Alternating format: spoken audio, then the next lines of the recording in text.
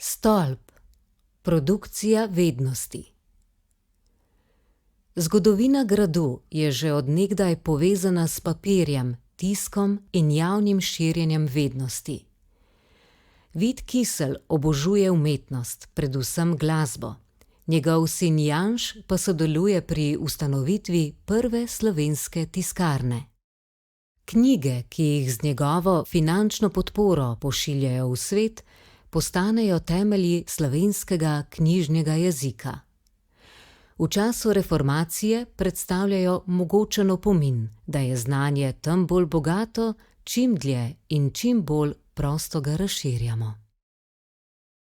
Fidelis Trpinc med drugim ustanovi papirnico Vevče, enega najstarejših še delujočih industrijskih obratov pri nas.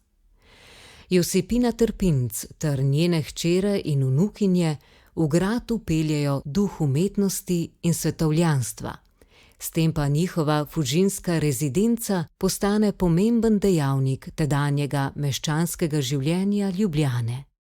Tukaj pod oknom Emilije Garc vasuje Ivan Tavčar. Grad obiskuje Fidelisova nečakinja, pesnica, pisateljica in skladateljica Josipina Turnograjska. Emilijine 3 hčere tu slikarstva poučuje Ivana Kobilca. V stoletjih grad skupaj s svojimi prebivalci proizvede desetine, stotine kubičnih metrov tiskanega gradiva, na katerih izpisuje, povzema in preizprašuje svojo zgodovino.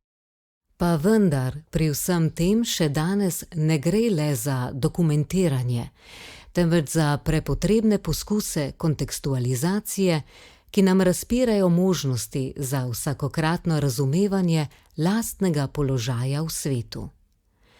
Danes ta proces ni več vezan le na tisk in fizične knjige, temveč se seli v digitalni prostor in hibridne formate.